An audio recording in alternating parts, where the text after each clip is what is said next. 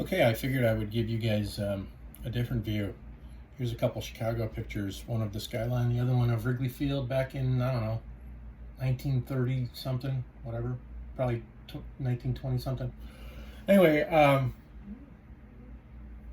P226 decided to start doing some movie reviews. I like that. You want to hear about Star Wars Episode 4 from an old man's perspective? Namely me. We saw Star Wars when it first came out. Without giving away my exact age, I can tell you that I was a toddler when Star Wars came out. That's about all I'm going to share as far as my age is concerned, but I was a toddler when Episode 4 came out, and I know that we went to see it, but I can tell you that I had no freaking idea what was going on in that movie. I just thought it was cool because they were fighting with lightsabers and spaceships were flying around and stuff,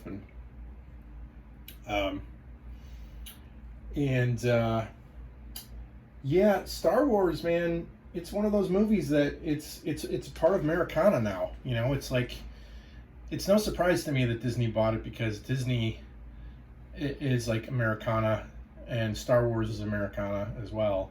Now, you know, the funny thing I think about George Lucas is, you know, he calls Disney white slavers and he calls them all this stuff, and he bashes them, but if you hated him so much, why'd you sell your stuff to him? You know, you didn't have to do that. So just sell the rights to it, cash your $1 billion check, and ride off into the sunset. Shut up, as far as I'm concerned. You know, do I like the newest episodes 7, 8, and 9? They're okay. They're nothing compared to 4, 5, and 6, but they're better than the prequels. I can tell you the prequels were the absolute worst. And what I think happened, I mean, I don't know exactly what happened, but I have read a lot of reviews on the prequels and why they're so bad and all that. The green screen had a lot to do with it. I think George Lucas's inability to use green screen effectively had a lot to do with it. As far as, like, you know, the actors weren't really exploring the space. Like, they were just standing there the whole time in front of a green screen saying their lines, and their lines were pretty poorly written. They were poorly executed, you know, just everything about it. I mean, the prequels relied heavily on special effects, and they just did a bad job. I didn't like the guy who played Anakin Skywalker. Even as a kid, I didn't like him. Like in the Phantom Menace, I thought Darth Maul was pretty badass, actually, with the staff saber, like with the double-ended lightsaber. I thought that was pretty cool. But anyway, getting back to Episode 4. See, what I think is interesting about Episode 4, and what you have to take into consideration when you watch that movie, is think about the actual context that movie was made in. You know, nobody had ever seen special effects like that, ever, before. You know, you can almost liken it to, like, the Beatles, you know, or maybe Jimi Hendrix or something like that, where Jimi Hendrix might be a better example. You know, where he comes out, he's got the distortion turned all the way up, he's got the feedback, he's using the tremolo bar, he's doing these deep dives, you know, he's doing all this crazy stuff on guitar, playing it with his teeth, playing it behind his back, and everybody's like, oh my God, I've never seen anything like this before. What is this? Is this even music? You know, and some people loved it and some people hated it. So Jimi Hendrix was an innovator, and so were the Beatles, and so was Elvis Presley in his own right and all that. You know, you kind of have to look at Star Wars like that. Like nobody had ever done special effects like that to that degree. You know, there were outer space movies, but they were like so bad before Star Wars came out. I mean, they were so bad. They were like, you know, a plastic toy being dragged along with a magnet underneath a table or something like that. Or, I mean, they were bad. They were really, really bad.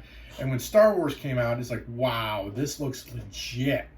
Like, you literally your brain is 100% full. You think you're looking at spaceships flying through outer space. right now. Like there's no distractions at all.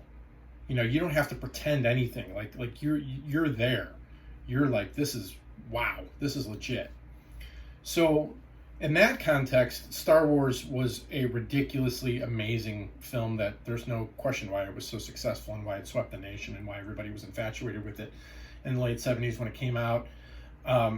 So that's number one. Number two, you also have to realize that when they made Star Wars Episode 4, actually it was the first episode because that was the only episode that that was the first one that they decided to make.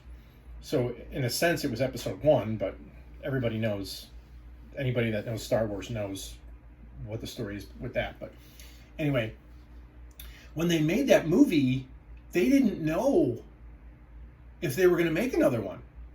You know, they needed to see how the first movie did. So it was based on the first movie's success that they were even able to make episodes 5 and 6, Empire Strikes Back and Return of the Jedi. And I think most people love Empire Strikes Back. Like they're just infatuated with Empire Strikes Back. Like when you get the old school Star Wars fans, like Empire Strikes Back was the shit. Like it was the best movie, and I think it was a great movie. I really do. But I can't take away from Star Wars because Star Wars Episode 4, or you can call it Star Wars 1, whatever you want to call it, that kicked everything off. You know, everything grew out of there. You know, comparing the special effects in a Star Wars movie that came out in 1977 to the stuff they do today would be like, you know, comparing the Beatles to Van Halen, or, you know, it would be like comparing Buddy Holly to Jimi Hendrix or something like that. It's like they build on each other. Jimi Hendrix would never have been who he was if it wasn't for all the old black blues guys, and if it wasn't for Elvis Presley and Buddy Holly and the Big Bopper and all those guys who came before him. He built on what they had. He built on the foundation that they had already laid down. If they weren't there to lay down the foundation, he wouldn't have been able to do what he did. And so when you look at Empire Strikes Back, you look at all the prequels, you look at Return of the Jedi, you look at the recent Disney films, they're all, everything goes back to the foundation, which is Episode 4.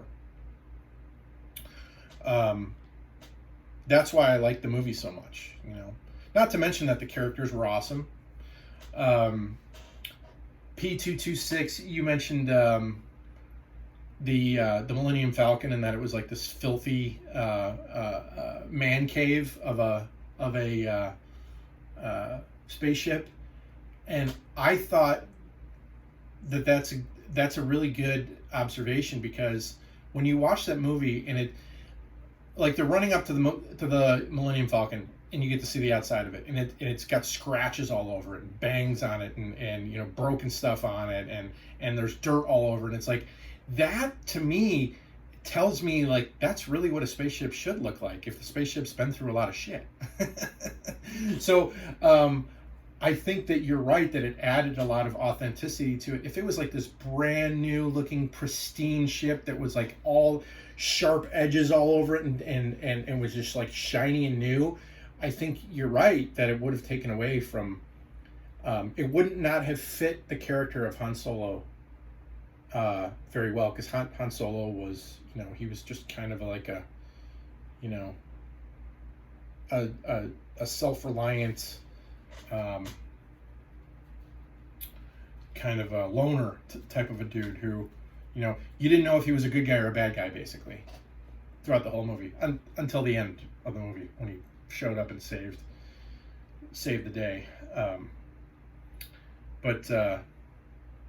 Yeah, I think you have to pay homage to the movie that kicked everything off, and everything that we've seen since has been based on the success of the first movie. If the first movie was a failure, Star Wars would have ended up being this joke, and it would have been one movie, and nobody would have remembered it.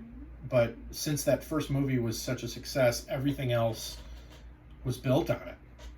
And so you can't take away from that at all. And maybe it's just boring just because you've seen it, you know, 1,000 times or whatever. But I remember Star Wars came on cable, like it came on HBO or whatever, when I was 10 or 11 or whenever, and I watched it over again, and then then when I watched it over again, from the first time I watched it when I was a toddler, I was like, oh, okay, this makes more sense now. Oh, I see what they're doing. I know why they're going to the Death Star to do this, and they're trying to save the princess, and they're trying, like, I had no idea what was going on the first time I watched it. I remember the garbage chute. That was like a big thing. The garbage chute, like they were stuck in the garbage chute. I was like, oh my God, are they going to die in the garbage chute? Ah. I was all worried about it, and then of course they didn't die, and I was like, oh, thank God they didn't die in the garbage chute. They're flying around shooting at the bad guys, and I was like, okay, I know who the good guys are and who the bad guys are. But when you're a toddler and you're watching these movies, you have no idea what the motivations are. You don't know, why are the bad guys after them? Why did the good guys go into the Death Star to do it? Like you don't understand anything with the plot because more than half the dialogue is just going right over your head. You're not paying attention to it. You're just watching the cool special effects when you're a kid. And everybody else likes it, so you think, well, I should probably like it too, since everybody else likes it. But when I was old enough to watch it and understand it, I really did like the movie.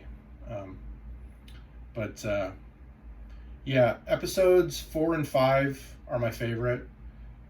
Jedi, I'm not a huge fan of. Return of the Jedi, I think they got a little too commercial. I didn't like Luke Skywalker in Jedi. I thought he was too cocky and arrogant. Mark Hamill as a person, I cannot stand him, actually. He comes off as the most unhappy, ungrateful, arrogant idiots. Sorry. That guy just rubs me the wrong way every possible way. I mean, he blasts Disney nowadays. He says that Disney ruined Star Wars. Disney paid you millions of dollars, buddy. Maybe you should just keep your mouth shut. Disney bought the rights and they took the Star Wars franchise in the direction they wanted to take it. Last time I checked, Mark Hamill, you didn't have $1 billion to buy the Star Wars franchise. So if you had the $1 billion to buy it, you could have taken it in the direction that you wanted to take it. But you're an actor who gets paid to do a job, and they told you what your lines were, and you read your lines, and you cashed your check. Beyond that, just shut up, Mark Hamill is just like the person he turned into nowadays. I can't stand him at all. I really can't stand him. He thinks he's funny and he's not, People worship him. Why? What did he ever do besides Luke Skywalker? Name one other thing that Mark Hamill did that he's famous for doing. Name one other thing that he's famous for besides Luke Skywalker. I'm sure he had other acting gigs. I'm sure somebody can point to a movie that he was in, blah, blah, blah, whatever, some bit part somewhere. Or maybe he was even the lead role in some B movie somewhere that never made it big. Mark Hamill he's one of the luckiest men on the face of the earth to even be chosen for that role. And people worship him because he did a mediocre job in a few movies. And now he thinks he can be the mouthpiece for the Star Wars franchise and he can say what goes and what doesn't go, what works and what doesn't work, what's good and what's bad about it. No, dude. Just shut your mouth. Just cash your check and go back home and send out some tweets or whatever you like to do and just live off of your royalties. That's my take on it. I don't know if people agree with that or not, but that's my take on Star Wars. I really do enjoy Star Wars in general. I enjoy it.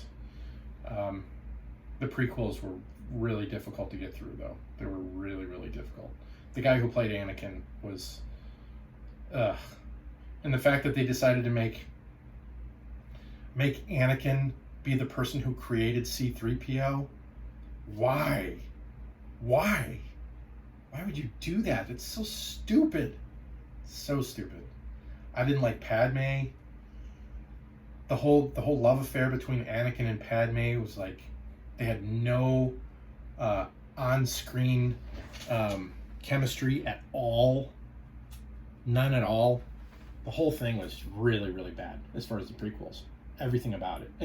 Yeah, I mean the special effects were really cool, and the animals that they created and all that, and the creatures that they created was cool. But other than that, everything was just pretty awful. All right, talk to you guys later.